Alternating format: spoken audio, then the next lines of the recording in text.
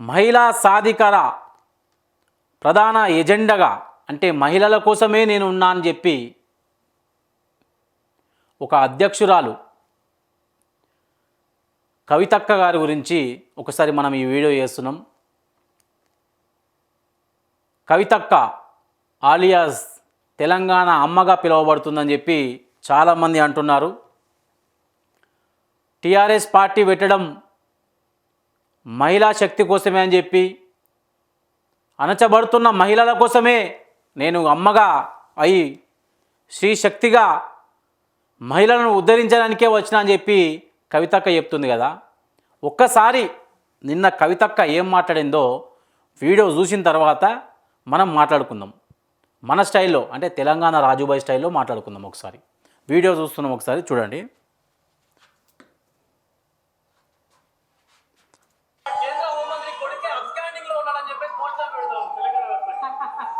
ఎవరు పెడుతున్నారో మనకు తెలుసు కదా, వాళ్ళు ఎవరు పెడుతున్నారో మనకు తెలుసు. వారు నేను కోరేది ఒకటే, ప్రధానమంత్రి గారి దగ్గర నుంచి పాలమూరు కోసం ఏమైనా తీసుకురండి, దానికోసం ఉద్యమం చేయండి తప్పితే ఒక పిల్లగాడు, అది కూడా పాలిటిక్స్లో లేని పిల్లగాడి మీద పడి పర్సనల్ అటాక్ చేయడం అన్నది నాకు పర్సనల్గా నచ్చని అంశం. మళ్ళీ ఒకసారి ఇందాం.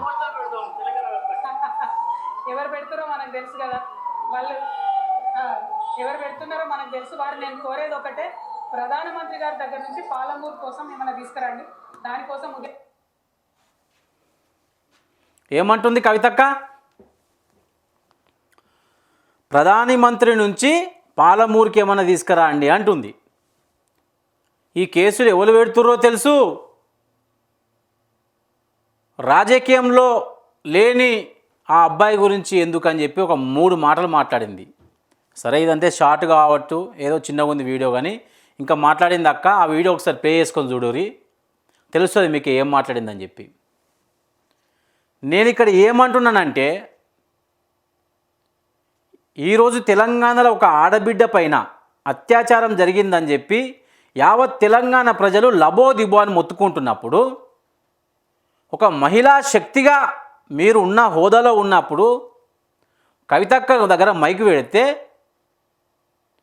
ఈ కుట్రలు కుతంత్రాలు ఎవరు చేస్తురో తెలుసు, అయినా రాజకీయంలో లేని ఒక కుర్రాడి గురించి అంటే ఒక అబ్బాయి గురించి ఎందుకు రాదాంతం చేస్తుర్రు అని చెప్పి అంటుంది. అంటే అక్క, పోక్సో కేసు పెట్టాలంటే రాజకీయంగా అనుభవం ఉండాలి అక్క. అంటే రాజకీయంలో లేని వ్యక్తులందరూ రేపు చేసుకోవచ్చా? ఏం మాట్లాడుతున్నారు అక్క, నాకు అర్థం కాదు.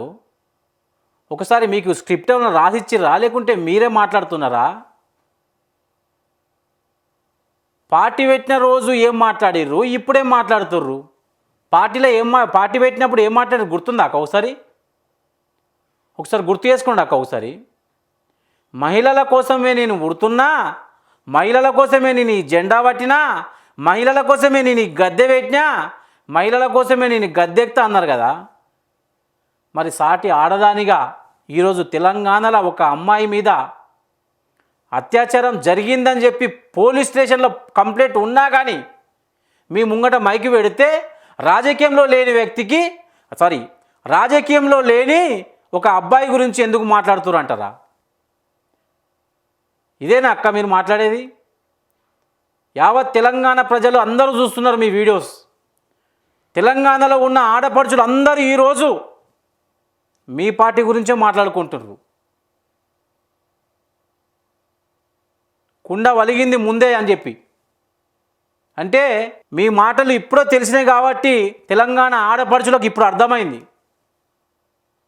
అసలు టీఆర్ఎస్ పార్టీ కవితక్క నోట్ల నుంచి ఏ మాటలు మాట్లాడిందో ఈరోజు తెలుసుకుందారు తెలంగాణ ప్రజలు. ఇంకొక విషయం ఏమన్నారక్క, బీఆర్ఎస్ వాళ్ళు దీన్ని కుట్ర చేస్తున్నారా?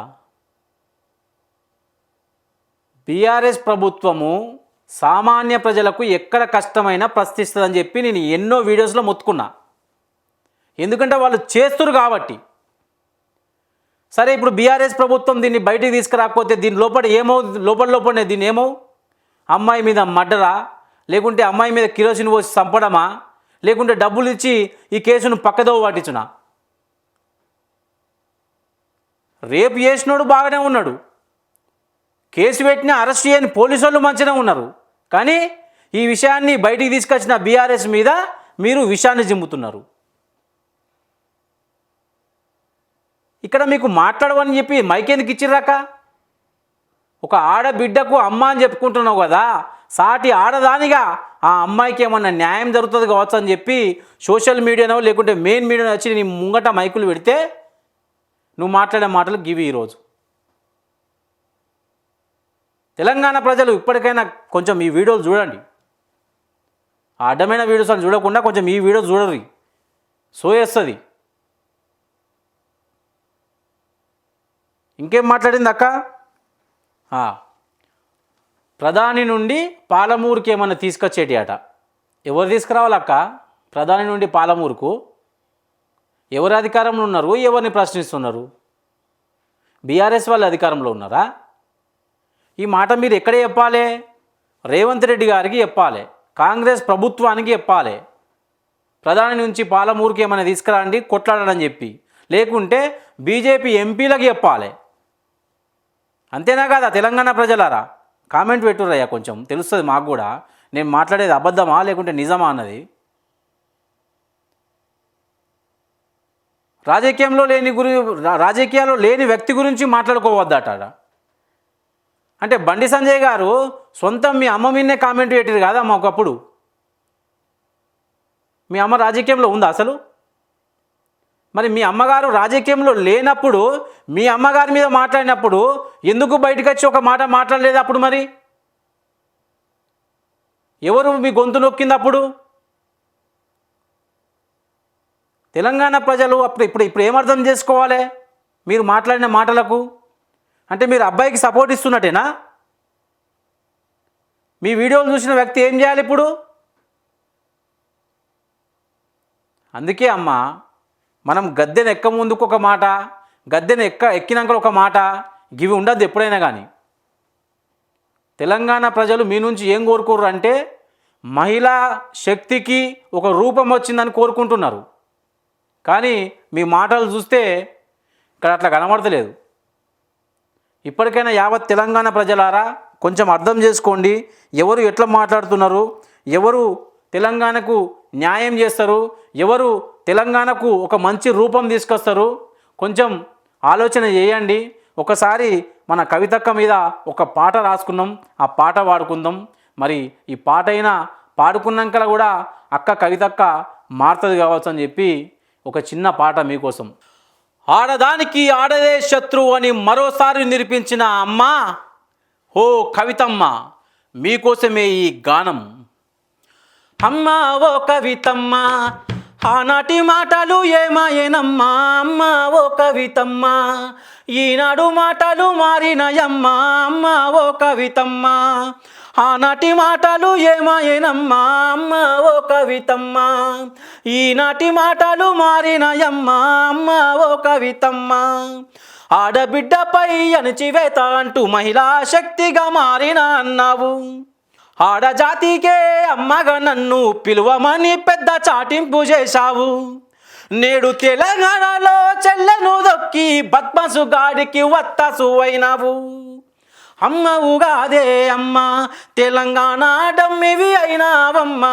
అమ్మ ఉగాదే అమ్మ, తెలంగాణ డమ్మివి అయినావమ్మా. అమ్మ ఓ కవితమ్మ, ఆనాటి మాటలు ఏమాయేనమ్మా. అమ్మ ఓ కవితమ్మ, ఈనాటి మాటలు మారినయమ్మా. అమ్మ ఓ కవితమ్మ.